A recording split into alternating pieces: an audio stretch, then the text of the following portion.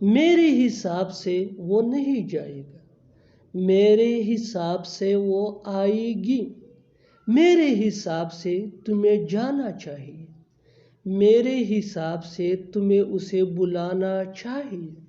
इन जुमलों में हम कह रहे हैं मेरे हिसाब से।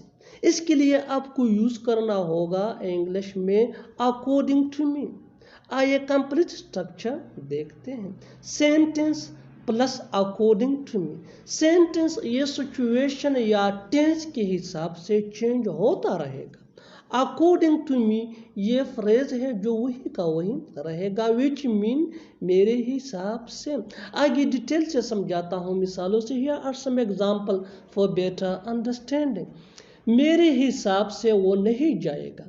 ही will not go according to me. He will not go according to me. He will not go ये सेंटेंस है सिचुएशन के हिसाब से, विच मीन वो नहीं जाएगा।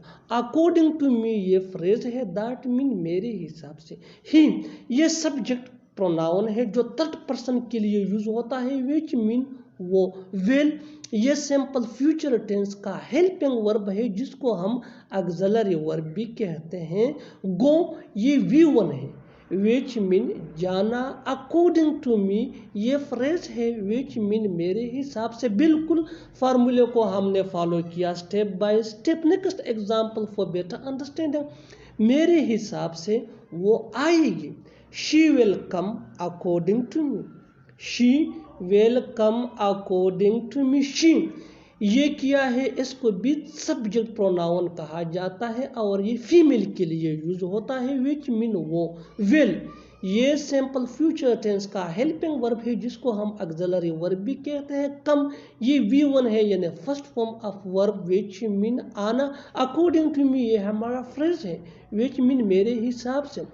She will come according to me वो मेरे हिसाब से आएगी, मेरे हिसाब से वो आएगी। Next example for better understanding. बिल्कुल फार्मूले को हम स्टेप बाय स्टेप फॉलो कर रहे हैं। आप भी इस फार्मूले के बेस पे इस जुमले अंग्रेजी जुबान में आसानी से सीख सकते हैं। Next example for better understanding. मेरे हिसाब से तुम्हें जाना चाहिए। You should go according to me. You should go according to me. You should go ये सेंटेंस है सिचुएशन के हिसाब से, विच मीन तुम्हें जाना चाहिए। अकॉर्डिंग टू मी ये फ्रेज है, विच मीन मेरे हिसाब से। यू ये सब्जेक्ट प्रोनाउन है जो सेकंड पर्सन के लिए यूज होता है, विच मीन तुम या तुम्हें। शुड ये मोडाल ऑक्सिलरी वर्ब है जो एडवाइजिबिलिटी को शो करता है। गो ये V1 है यानी first form of verb, which mean जाना। अकॉर्डिंग टू मी ये फ्रेज है, मेरे हिसाब से। Next example for better understanding. मेरे हिसाब से तुम्हें उसे बुलाना चाहिए। मेरे हिसाब से तुम्हें उसे बुलाना चाहिए। You should invite him according to me. You should invite him according to me. You ये फिर सब्जेक्ट प्रोनाउन है, विच मीन तुम या तुम्हें। शुड ये फिर वही मोडल ऑक्सिलरी वर्ब है, विच शो एडवाइजिबिलिटी मीन चाहिए। इनवाइट ये V1 है यानी first form of verb, that mean बुलाना, किसी को दावत देना है। ये ऑब्जेक्ट प्रोनाउन है, ही का ये ऑब्जेक्ट फॉर्म है, विच मीन उसे। अकॉर्डिंग टू मी ये हमारा फ्रेज है, विच मीन मेरे हिसाब से। अच्छी तरह समझने के लिए एक और मिसाल देखते हैं। मेरे हिसाब से अब हमें खाना चाहिए। We should eat now according to me. We should eat now according to me.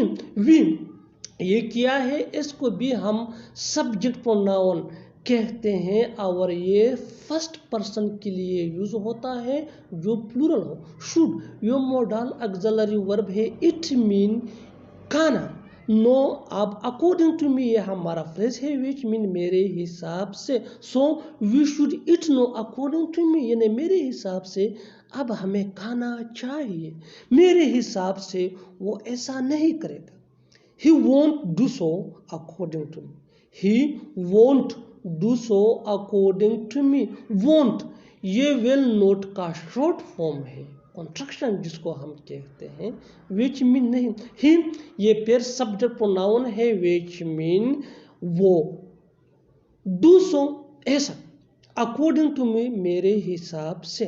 Next example for better understanding, अच्छी तरह समझने के लिए एक और मिसाल देखते हैं। मेरे हिसाब से हमें यहाँ रुकना चाहिए, we should stay here according to me, we should stay here according to me. We ये सब्जेक्ट प्रोनाउन है जो प्लूरल फर्स्ट पर्सन के लिए यूज होता है, विच मीन हम या हमें। शुड ये मोडाल ऑक्सिलरी वर्ब है, विच मीन चाहिए, जो एडवाइजिबिलिटी को शो करता है। स्टे ये V1 है, यानी first form of verb, which mean रुकना या ठहरना। अकॉर्डिंग टू मी ये हमारा फ्रेज है, विच मीन मेरे हिसाब से। Next example for better understanding, अच्छी तरह समझने के लिए एक और मिसाल देखते हैं। मेरे हिसाब से मुझे घर जाना चाहिए, I should go home according to me, I should go home according to me. I ये सब्जेक्ट प्रोनाउन है जो फर्स्ट पर्सन सिंगुलर को शो करता है, यानी सिंगुलर फर्स्ट पर्सन के लिए हम आई यूज करते हैं, विच मीन में। शुड ये मोडाल ऑक्सिलरी वर्ब है, विच मीन चाहिए, जो एडवाइजिबिलिटी को शो करता है। गो ये V1 है, यानी first form of verb. Keep this point in your mind that modal auxiliary verb के बाद हमेशा V1 यानी फर्स्ट फॉर्म ऑफ वर्ब आता है। अकॉर्डिंग टू मी ये हमारा फ्रेज है, विच मीन मेरे हिसाब से। Next example for better understanding, मेरे हिसाब से वो चावल पकाएगी, मेरे हिसाब से वो चावल पकाएगी। She will cook rice according to me, she will cook rice according to me. She ये किया है, ये सब्जेक्ट प्रोनाउन है और ये थर्ड पर्सन के लिए यूज होता है, विच मीन वो ये फीमेल के लिए यूज होता है। विल ये सिंपल फ्यूचर टेंस का हेल्पिंग वर्ब है, जिसको हम ऑक्सिलरी वर्ब भी कहते हैं। कुक ये V1 है यहाँ, यानी first form of verb, which mean पकाना। राइस ये ऑब्जेक्ट है जिसकी मानी है चावल। अकॉर्डिंग टू मी ये हमारा फ्रेज है, विच मीन मेरे हिसाब से। Next example for better understanding, मेरे हिसाब से वो नहीं पढ़ेगा, he will not study according to me। he ये सब्जेक्ट प्रोनाउन है जो थर्ड पर्सन के लिए यूज होता है, विच मीन वो जो मेल को रिप्रेजेंट करता है, मेल के लिए यूज होता है। स्टडी ये V1 है, यानी first form of verb, which mean पढ़ना। अकॉर्डिंग टू मी मेरे ही। और आखिर में ये दो जुमले आपके लिए, कमेंट सेशन में इनका जवाब ज़रूर देना। मेरे हिसाब से वो नहीं खेलेगा, मेरे हिसाब से वो नहीं खेलेगा। सेकंड, मेरे हिसाब से तुम नहीं जाओगे, मेरे हिसाब से तुम नहीं जाओगे। फिर बाद में मत कहना कि मैंने तुम्हें नहीं बताया था, फिर बाद में मत कहना कि वो नहीं आएगा, फिर बाद में मत कहना कि मैं नहीं गया था, फिर बाद में मत कहना कि उसने फ़ोन नहीं किया था। इन जुमलों में हम कह रहे हैं फिर बाद में मत कहना कि। इसके लिए आपको यूज़ करना होगा इंग्लिश में then, don't say later, that. आइए कंप्लीट स्ट्रक्चर देखते हैं। Then, don't say later, that plus sentence. Sentence ये सिचुएशन के हिसाब से या टेंस के हिसाब से चेंज होता रहेगा। Then, don't say later, that ये वही के वही रहेगा, विच मीन फिर बाद में मत कहना। आइए कुछ मिसालें देखते हैं अच्छी तरह समझने के लिए। फिर बाद में मत कहना कि मैंने तुम्हें नहीं बताया था। Then don't say later that I didn't tell you. Then don't say later that I didn't tell you. Then don't say later that ये फ्रेज है which mean फिर बाद में मत कहना कि। I didn't tell you ये सिंपल पास्ट टेंस का सेंटेंस है which mean मैंने तुम्हें नहीं बताया था। Then mean फिर, डोंट से मत कहना, लेटर बाद में, दैट मीन यहाँ के। आई ये सब्जेक्ट प्रोनाउन है जो फर्स्ट पर्सन के लिए यूज होता है, विच मीन में। डिडंट ये डिड नॉट का शॉर्ट फॉर्म है, विच मीन नहीं, ये सिंपल पास्ट टेंस में यूज होता है।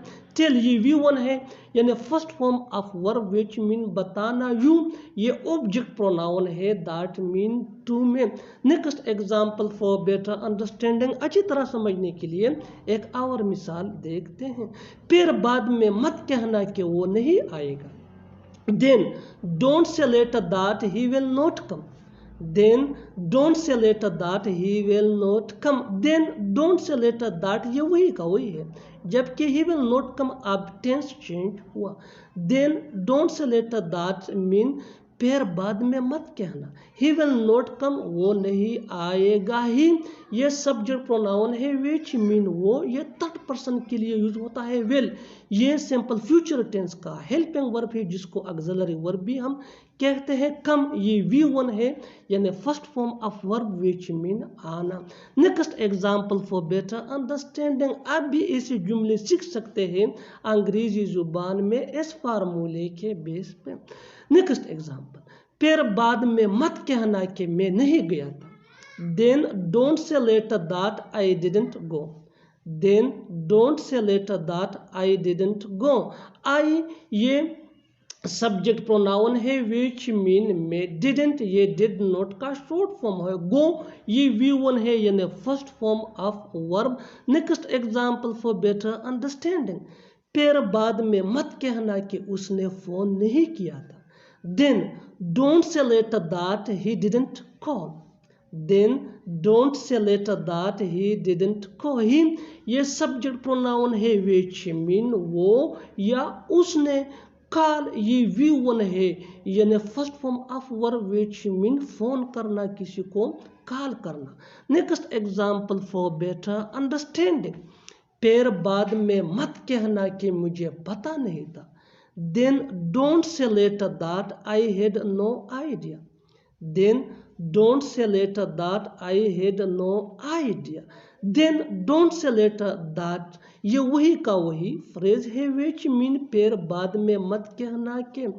I had no idea ये सिंपल पास्ट टेंस का जुमला है which mean मुझे पता नहीं था। बिल्कुल स्टेप बाय स्टेप फार्मूले को हम फॉलो कर रहे हैं। Next example for better understanding, फिर बाद में मत कहना कि मैंने खाना नहीं खाया था। Then don't say later that I didn't have food. Then don't say later that I didn't have food. Then mean फिर, don't say मत कहना, later बाद में, that mean here के। I ये सब्जेक्ट प्रोनाउन है which mean में, didn't ये did not का शॉर्ट फॉर्म है which mean नहीं, food खाना। Then don't say later that I didn't have food. Next example for better understanding, अच्छी तरह समझने के लिए एक और मिसाल देख लेते हैं। फिर बाद में मत कहना कि तुमने मुझे बताया नहीं। Then don't say later that you didn't tell me. Then don't say later that you didn't tell me. Then don't say later that mean फिर बाद में मत कहना कि you ये अब सब्जेक्ट प्रोनाउन है which mean तुम। didn't ये did not का शॉर्ट फॉर्म है। tell ये V1 है यानी first form of verb which mean बताना। me ये ऑब्जेक्ट प्रोनाउन है which mean मुझे। एक और मिसाल देख लेते हैं अच्छी तरह समझने के लिए। होप कि अब तक आप बहुत कुछ समझ चुके होंगे। फिर बाद में मत कहना कि तुमने मना किया था। फिर बाद में मत कहना कि तुमने मना किया था। Then don't say later that you refused. Then don't say later that you refused. Refused mean मना करना, किसी को किसी काम से मना करना। Then don't say later that you refused. One more example for better understanding, अच्छी तरह समझने के लिए एक और मिसाल देखते हैं। जितना ज़्यादा प्रैक्टिस करोगे उतना जल्दी इंग्लिश सीख जाओगे। फिर बाद में मत कहना कि वो नहीं जाएगा। फिर बाद में मत कहना कि वो नहीं जाएगा। Then don't say later that he will not go. Then don't say later that he will not go. Next example for better understanding, फिर बाद में मत कहना कि वो खाना नहीं पकाएगी। फिर बाद में मत कहना कि वो खाना नहीं पकाएगी। Then don't say later that she will not cook food.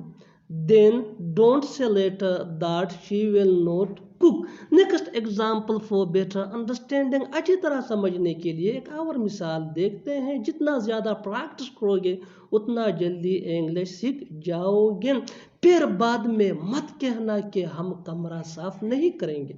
फिर बाद में मत कहना कि हम कमरा साफ नहीं करेंगे। Then don't say later that we will not clean the room. Then don't say later that we will not clean the room. और आखिर में ये दो जुमले आपके लिए कमेंट सेक्शन में इनका जवाब ज़रूर देना। फिर बाद में मत कहना कि हम काम नहीं करेंगे। फिर बाद में मत कहना कि हम काम नहीं करेंगे।